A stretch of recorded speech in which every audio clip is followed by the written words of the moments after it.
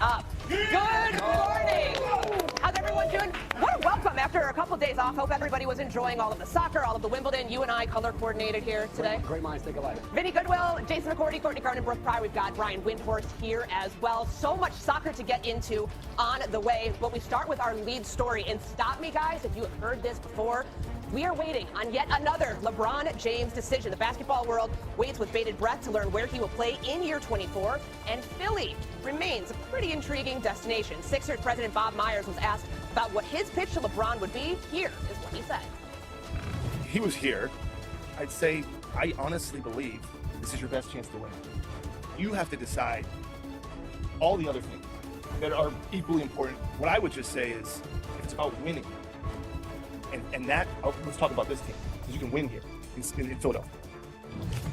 Okay, so that is about as direct of a pitch, guys, as you are going to get. Bob Myers, who runs the Philadelphia 76ers organization, Vinny, giving that pitch to Max Kellerman, Rich Paul, LeBron's agent. So what do you hear, Windy, when you hear Bob Myers, his words, the recruiting style? What is that telling you about Philly's process in trying to get LeBron? Well, it's more about the entire LeBron process than anything, because this is how the 76ers are getting to talk to LeBron. That was on Rich Paul and Max Kellerman's podcast, but it was essentially a meeting with LeBron James. That's how you talk to LeBron in 2026. In 2010, he had 3 days of meetings where everybody came to an office building in Cleveland in $10,000 suits, and Jay-Z came to pitch him. In 2014, Dan Gilbert his jet was being tracked as he tried for a clandestine meeting in South Florida. In 2018, Magic Johnson stood on his driveway until free agency opened and then walked into his house in Los Angeles to make the pitch. Now you come on a podcast, and this is where we go as LeBron plays golf and works on his short game. So this is a demonstration of how the game has changed and how long the LeBron career and free agency processes have been. Yeah, I'm amazed that he's still at the epicenter of free agency all these years later. You just referenced the decision, which was all these years ago, the anniversary being yesterday, July 8th. Are you amazed when you think about this process that he's still at the epicenter of free agency and dictating his own terms? Yeah, and I think it's for a completely different reason. You know, 16 years ago, the New York Knicks spent 2 seasons getting themselves into a position where they could pitch LeBron James. He dismissed their pitch in a matter of minutes. And then now, because he's willing to play for essentially next to the league minimum, any team has the option to go get him. So it's a completely different situation. Back then, there were just really a couple of teams he was considering.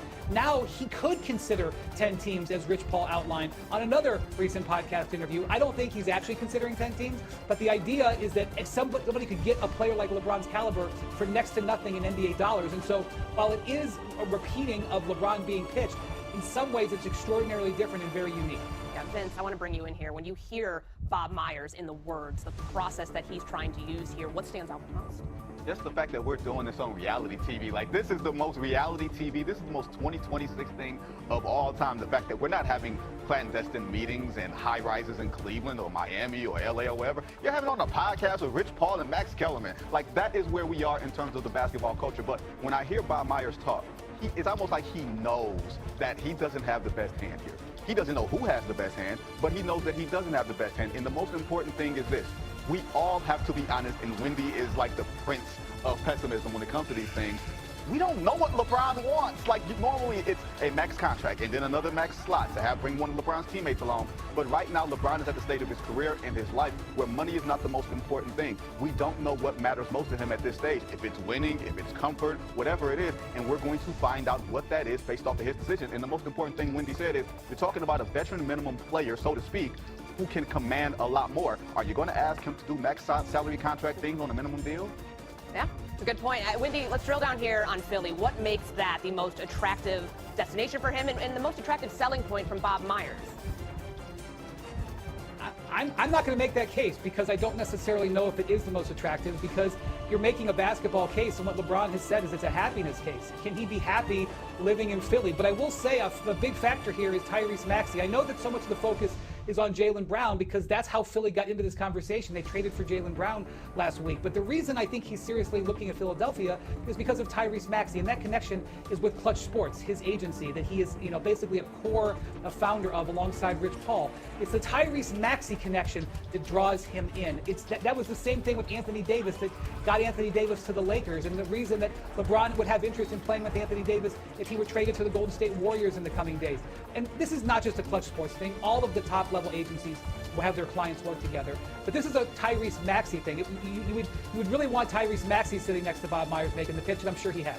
Yeah, and that's the interesting part here, because I think once the Jaylen Brown trade happened, we all thought that might have been the biggest selling point, but we can start connecting some dots here via agency and seeing what might be the best fit for LeBron James. Maybe it's in Philly. Maybe he will help them win their first world championship since 1983. Okay, more on this in a bit. Ball, you get in the mix, but box ball. Yeah, when you have the 4 boxes and you like each person in a box and you kind of have to slap at the ball, like almost like you're dribbling in basketball to get it away from people. We call that Foursquare. Yeah, that's Foursquare. Oh, you guys are much younger than we are. Yeah, that's a great game, though. That's an excellent selection. Yeah, well, that was it. At EVCO Radio, if you want to chime in on this, EVCO Radio, at Chris Canty 99, at On Sports ESPN. Favorite recess game, because that's what we have today, our favorite recess games, without Smallsy here.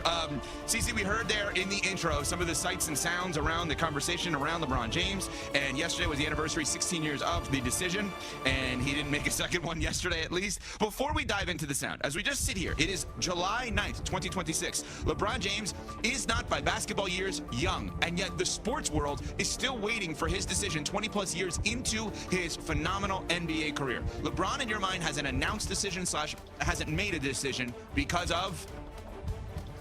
I think he's clearly deliberating between all of his options. And here's the thing, Ev, if we're going to talk about LeBron James prioritizing chasing after championships, LeBron James potentially trying to enhance his legacy to close the gap between him and MJ, one of the things we have to consider is the opportunity that would vault him beyond where he currently is already perched, which is the second greatest player to ever lace him up. And of course, the full circle story of the Cavs is compelling, but one of the things that I find interesting, Ev, is that LeBron James, he's been known to be, I guess, somewhat nomadic in terms of his NBA career, and he's looking at the landscape. What would be defining for the LeBron James era of the NBA is if LeBron James played for a team that he hasn't already donned a jersey for and competed and won a title. To me, that would be fascinating. Nobody has won titles with 4 different teams. There are only 4 players in NBA history that have won titles with 3 different teams, right? Like, and one of them was LeBron's former teammate Danny Green, like Robert Horry and John Talley. Those are the 4. So if LeBron James found a team that presented an opportunity for him to contend for a title that he hasn't already played for, and he has a legit shot to be able to get to the championship rounds, I think that's the part that gives LeBron and his camp a little